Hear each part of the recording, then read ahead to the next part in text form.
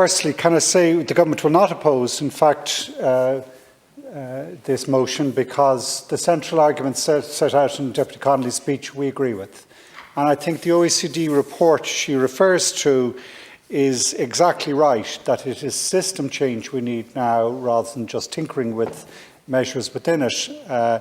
And I think this is a very useful opportunity to consider that and to consider how it might apply in Galway, taking Galway as an example. But firstly, to acknowledge that in the area of the decarbonisation we have to do, halving our emissions this decade, net zero in 3, it seems to me, as we're in the middle of the reviewing and we're about to publish our next iteration of the Climate Action Plan, that transport is going to be the most challenging of those sectors to reduce. In each of the other sectors, in energy or agriculture, there's clear economic opportunity and new technological developments which give us the capacity to reduce emissions in a way that is not as difficult in transport, where in effect we're going against 50 to 60 years of transport patterns set in place by a transport system that did prioritise, as you say, Deputy, car transport system, private transport system. And that's not in any way to criticise anyone who's driving. This won't work if it's a point the finger recriminations, but it is a reality that we've created a dispersed car-dependent model in our transport system, and it no longer is fit for purpose. It's not fit for purpose in climate emissions, it's not fit for purpose in just even good transport planning, because when everyone drives, gridlock arises, it works for no one. So we need to change, and we need to halve our emissions this decade, and in acknowledging that in our programme for government clearly set out key changes, system changes that are going to help us deliver that change. Firstly, in committing to a 2-to-1 ratio in terms of new public transport versus new roads. That's taking time to get up to that ratio. It will still take a number of years because it takes time for anything to get through our planning system at the moment, which means that the major public transport projects are delayed. But we are committed to that, and it's an important part of the ask. Secondly, that we commit 20% of capital budget to active travel, walking and cycling. That now we are on target. We're going to spend that ratio this year, and we're seeing a huge pickup of the local authorities' ability to look at devising new projects.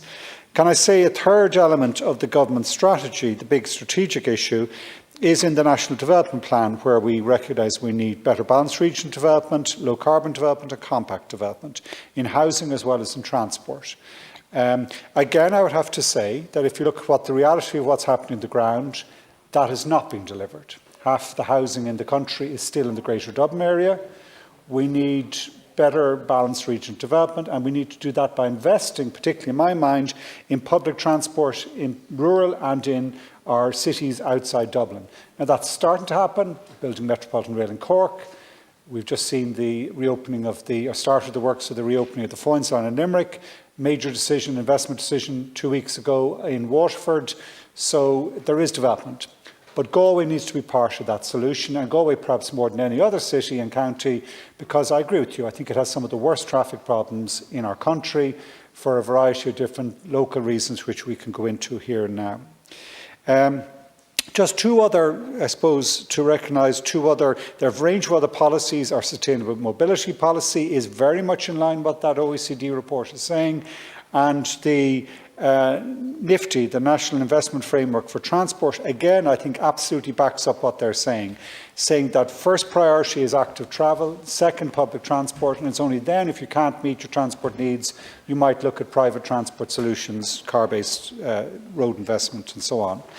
And also critically that there's a hierarchy there, investment, that you have to use existing assets first and foremost and look to see if you can optimise the use of existing assets before you make investment in new infrastructure.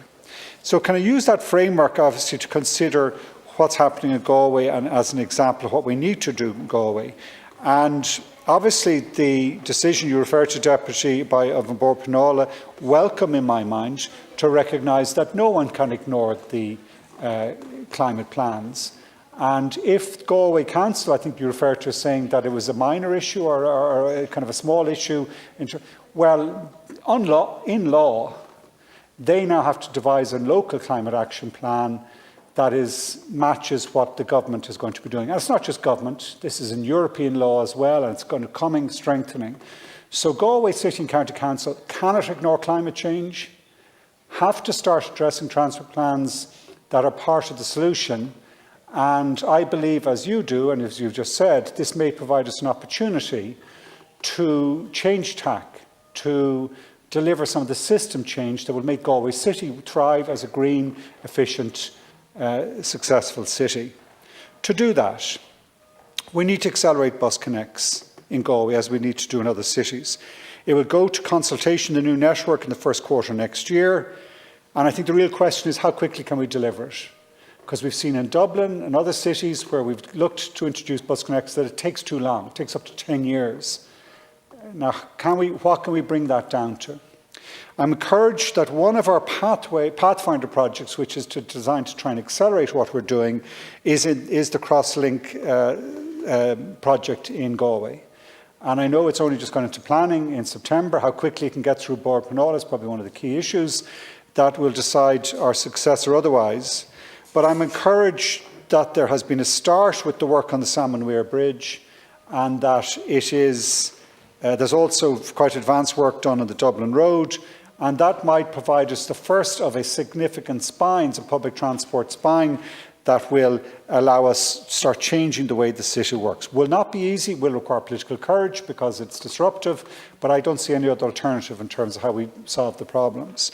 And I absolutely commit, as part of the updated Metropolitan Area Strategy, which is due to come for Galway, that we will look at light rail and look in real detail as how could we take that cross-city link, that fundamental upgrade in public transport in the city, and start developing the capacity, the demand rather, for public transport services that then allows it to evolve and develop it into one of the light rail routes that would be successful in the city.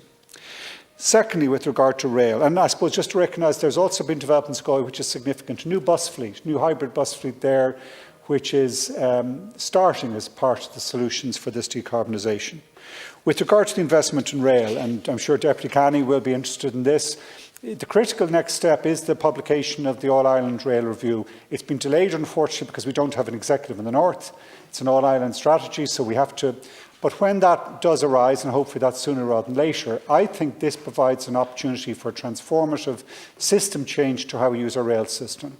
Seeing that, for example, the reopening of the Foynes line, which now we're starting with the civil works, could be part, as I said, of a wider sense of what the Western Rail Corridor is. It's not just from Athenry to Claremorris, it's from Ballina to Waterford in my mind, and using the underutilised rail lines from Waterford to Limerick, and then with new connections to our ports, starts to give the opportunity for industrial development, for freight capacity and passenger services then following on when we start to reopen the lines and start to make them work.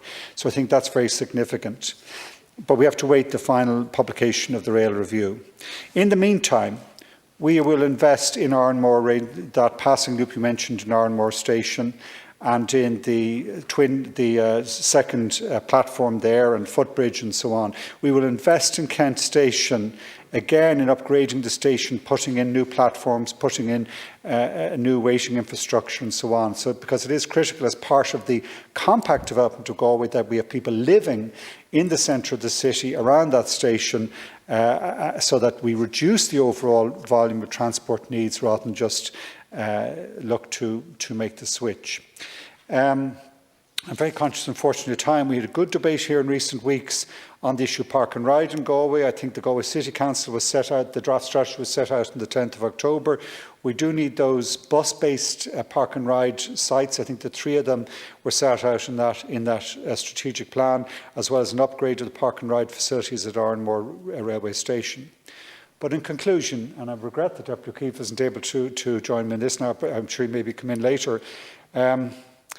The need for the upgrade now of the Galway transport strategy, which is due for review this year, in my mind gives us the opportunity to look at a new way of how we do transport in Galway and to accelerate those sustainable modes that we know we're going to need, and that it will require first and foremost real leadership from the local council, in both Galway and Galway City and County.